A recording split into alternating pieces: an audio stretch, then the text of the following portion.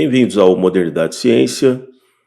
Bem, nesta data que eu gravo esse vídeo, tivemos a notícia da queda de um Piper 42, um Cheyenne 400, na cidade de Gramado, que havia minutos antes decolado de Canela, o aeródromo ali ao lado de Gramado. Talvez o voo tenha durado ali em torno de 5 minutos. Vou fazer algumas observações com relação a esse tipo de acidente. Não dá para caracterizar nada sobre os fatos ocorridos, que ainda é muito preliminar, mas algumas características com relação a essa região, ao tipo de avião, as condições meteorológicas no momento do acidente. Tudo isso, sem dúvida, fará parte da investigação. Lembrando que o acidente aéreo é a soma de uma série de pequenos fatores contribuintes, alguns mais determinantes, outros nem tanto, mas que à medida que eles estão reunidos dentro de um certo contexto, dentro ali de um certo momento, também dentro de questões psicológicas e gestão da cabine, como é chamado, contribuem decisivamente para um acidente. Ou seja, fatores semelhantes em outras circunstâncias podem não levar necessariamente a um acidente. É o conjunto dos fatores e a medida em que eles vão se interpondo, na velocidade e no momento que eles vão se interpondo, que leva realmente a uma situação de descontrole e queda, né? Vamos começar aqui pela situação do local. Isso é importante. Temos aqui o registro, né, de Canela, com o código da pista. O ponto que eu chamo a atenção é que esse não é um local tão simples assim para aeronaves decolarem. Nós estamos falando da Serra Gaúcha. E vejam aqui os vários indicativos, direção, comprimento da pista, que é uma pista padrão ali em torno de 1.200 metros úteis de extensão. Então, o que chama atenção é isso aqui, é a altitude da pista em relação ao nível do mar, estabelecido aqui em metros e depois aqui em pés. Então, essa pista está aqui em metros, 827 metros acima do nível do mar. Por que isso é um dos fatores importantes? Porque não é uma pista próxima ao nível do mar, onde a potência de um motor aspirado ou de um turbo-hélice é ligeiramente menor. Ele pode operar numa altitude dessa? Sim, pode. E certamente dentro do que estava ali, número de passageiros, combustível, comprimento da pista, temperatura externa na hora da decolagem, você coloca aquilo num ábaco ou num computador, né? E ele indica para você se você consegue decolar. Se você não conseguir decolar, ou você precisa de uma pista maior, ou você precisa de menos combustível, ou menos pessoas, ou menos carga, e assim por diante. Então, tudo isso tem que estar amarrado, né? E certamente a questão da potência, quando você coloca isso no modelo do fabricante, ele já testou tudo isso durante os ensaios do avião, ele sabe te dizer, olha, se você está decolando o nível do mar, você poderia levar essas pessoas, essa carga, essa quantidade de combustível, ou seja, o seu alcance máximo, ele é calculado exatamente nas condições tipo CNTP, condições naturais, normais de temperatura e pressão. Quanto mais próximo do nível do mar, quanto mais baixa for, por exemplo, a temperatura na pista, isso favorece que você decole com uma maior carga. Nós não temos ainda dados com relação a em que ponto desse chamado envelope de voo essa aeronave estava no momento da decolagem. O que nós sabemos é que estava garoando, visibilidade muito baixa, e que esse avião ia fazer um voo ali de Canoas até o aeródromo ali em Jundiaí. Então, uma distância que está dentro do raio de ação desse avião.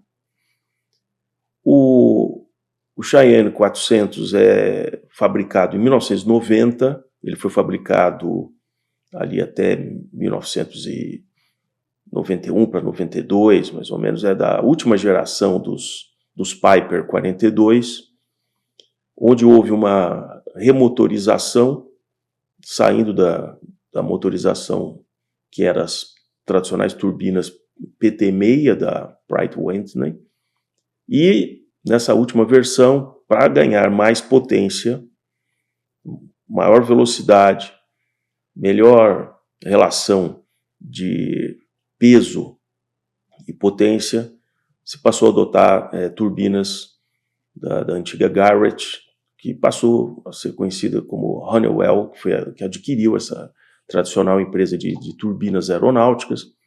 Então ele estava motorizado com uma TPE 331 Honeywell, com 1000 cavalos de potência em cada uma das turbinas, né? As turbinas, evidentemente, que são muito mais confiáveis do que os tradicionais motores a pistão. Todos os aviões de 2 motores acabaram nessa categoria, indo realmente para a motorização turbo-hélice, né? O King Air, da British Aircraft, acabou superando todos esses modelos e a própria Piper, nessa categoria, acabou perdendo a concorrência para os motores e para a motorização e o conceito dos Beechcraft, que são usados até hoje. Muitas fazendas, muita gente que usa esse avião pelo interior do Brasil gosta muito do Baron, né, do King Air, né, pela robustez. São aviões de cauda alta na traseira, você muitas vezes está em pistas muito, às vezes, nos mínimos, né, então é um avião que comparativamente a um jato de mesmo tamanho, pela concepção do jato, a posição da turbina, pode ser que não tenha uma boa performance numa pista onde tem sujeira, pode engolir pedaços de gravetos, pedras, enfim. Então esses modelos com turbo-hélice são mais adequados para locais sem tanto aparelhamento de pista, né? Voltando então à questão do Cheyenne, desse acidente. Ele foi, segundo os registros, foi construído em 1990. Então um avião com praticamente 35 anos. O fato de ter 35 anos não é necessariamente um problema. Se ele, dentro de toda a vida desse avião, ele foi recebendo todos os boletins que o fabricante foi enviando em 35 anos, boletins corretivos, substituições, né, de peças, e se a manutenção foi sendo feita regularmente, não há motivo para você ter medo de voar um avião de 35 anos. O problema é a idade do projeto. Isso você não consegue mudar. Então, evidentemente que já é um projeto obsoleto.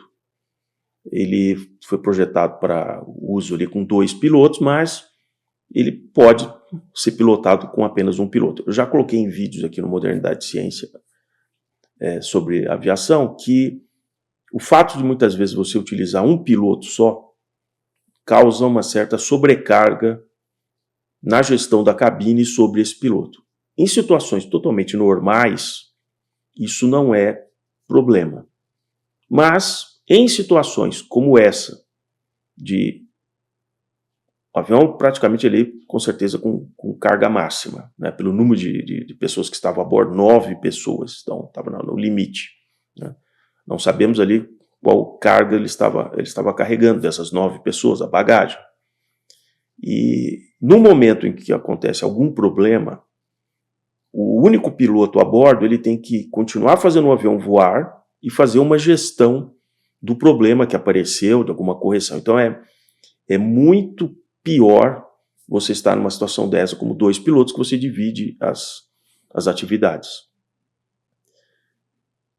Pela característica do acidente, ainda de maneira muito preliminar, considerando que a maior parte dos acidentes aeronáuticos acontecem na fase de subida, após a decolagem, ou na fase de aterrissagem, exatamente pela transição entre terra e ar, ar e terra. Então, são os dois momentos mais críticos para um avião, onde ele tem que se comportar de uma maneira um tanto quanto híbrida.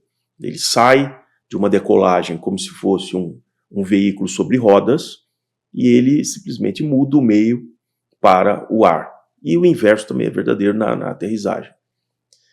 No caso de um bimotor turbohélice, o pior que pode acontecer nesses minutos é você ter algum problema de ingestão, por exemplo, de ar versus o combustível que está sendo queimado ali, naquela razão de subida e naquele ângulo de ataque, que é o pitch, onde você está colocando o nariz do avião.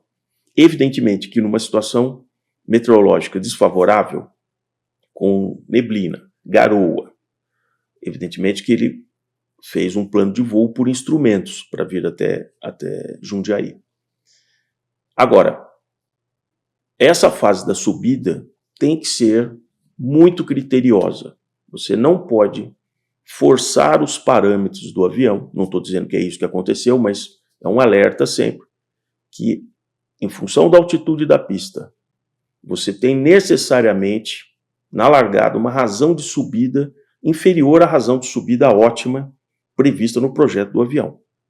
Exatamente pelo ar mais rarefeito, por você não estar voando no nível do mar, por ser uma pista razoavelmente curta que faz com que você não consiga acelerar tanto como se fosse uma pista mais longa, e uma região ainda bastante montanhosa ali fora de Canela, na direção ali de Gramado. Então é óbvio que o avião, nessa situação, o piloto vai tentar subir o mais rápido possível, porque ele vai ficar acima da camada. Certamente ele consultou o boletim meteorológico da região e ele sabia até onde iam a camada de nuvens, e ele, provavelmente subindo ali a 2.000 metros, 2.500 metros, talvez acima do nível da pista, já encontrasse um céu limpo e ele ia continuar subindo. Alguma coisa aconteceu nesses minutos. Isso é muito importante, porque se esse voo durou de 3 a 5 minutos, é bem provável que ele ainda estivesse dentro da camada de nuvens, é uma especulação que eu estou fazendo, voando por instrumento, pelos instrumentos, horizonte artificial, pau e bola, como a gente diz, inclinômetro, está tudo ali. Então você está subindo o mais rápido que você pode para ter uma visibilidade, ainda que o voo depois continuasse ali por instrumentos, tem acionaria o piloto automático para continuar no rumo que ele traçou da rota. É bem provável que, numa situação como essa, o avião, ele tentando ir para o rumo, né, ele decola da pista, ele vai fazendo uma suave curva para ir já para a direção onde ele pretende manter a rota. Houve algum problema em uma daquelas turbinas. Alguma coisa fez com que esse avião começasse a perder potência, e isso numa situação de um bimotor, você tem que agir rapidamente, porque primeiro há uma tendência da asa que está perdendo aquela força e aquele motor, você tem uma tendência de um stall para aquele lado da asa. Então você tem que compensar isso com os comandos do pé, né, e a mão, para compensar isso. Né. A potência, numa situação de decolar, você já está na potência máxima, você já colocou full power nas duas turbinas, e aí você, vamos dizer, começa a ter uma perda de potência. A hélice, no caso do turbohélice, é um complicômetro, porque ela também vai ser um fator de arrasto. Se ela parar de funcionar, por exemplo, fica aquilo embandeirado ali.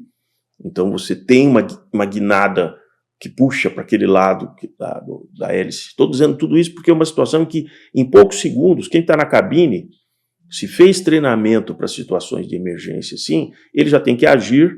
Por exemplo, se ele estava fazendo uma leve curva, nivelar o avião, tentar, em vez de continuar subindo, nivelar, e aí é que vem a questão de você muitas vezes estar capado, né? Está ali dentro daquela massa de nuvens e você não está enxergando nada, você só tem que se guiar pelos instrumentos, né? E Então a maneira que o avião simplesmente ele entra muito baixo e já colide de cara com uma chaminé de das edificações que eram mais altas, ele evidentemente bate ali. Como havia ali uma avenida muito grande, que na verdade é uma estrada que é transformada ali naquela Avenida das Hortênsias, pelo ângulo que o avião se aproximou, pode até ser que nos momentos finais, se ele enxergou a iluminação, ali a faixa da coisa, a tendência instintiva é você jogar num lugar que você pelo menos consegue não bater em obstáculos, né? Então é o que eu tinha aqui para vocês. Obrigado por terem acompanhando o vídeo até esse momento. Vamos ter que acompanhar realmente todos os desdobramentos. Vai se levantar tudo isso que eu falei, do carga, como que o avião estava de combustível, qual realmente a experiência do piloto numa situação crítica dessa. Uma coisa vocês, como eu disse, pilotar o avião em situações bastante normais. Sabemos que esse avião tinha, dias atrás, estado em Paraty, retornou para Jundiaí e foi fazer esse voo para a região de Gramado, em condições meteorológicas que a gente já sabia que são bastante ruins, o que estava acontecendo ali no Rio Grande do Sul nos últimos dias, né? Eu diria que decolagens assim, onde você tem os chamados os mínimos, que evidentemente que o aerôdromo estava aberto para decolagens, isso é um fato, não seria autorizado a decolar. Mas você, com um avião desses, quando você está numa situação de mínimos visuais, meteorológicos, se acontecer alguma coisa e que você tenha que retornar, numa condição meteorológica dessa, é uma coisa muito crítica, muito crítica. Porque se alguma coisa der errado, você não vai ter visibilidade e condições para fazer uma aproximação com um avião em pane, né? Então, você tem que sempre contar um pouco com a sorte numa decolagem dessa. Há sempre aquela questão de eu tenho que voltar para casa nessa data. Eu combinei com uma série de familiares. Isso também é um fator psicossocial que vai ser analisado. O fato de você pilotar o próprio avião, então é você que decide os limites. Então tudo isso tem que ser somado, né? Como eu disse, é um conjunto de fatores que levam para um acidente desse. Tá bem? Então, um abraço, até breve.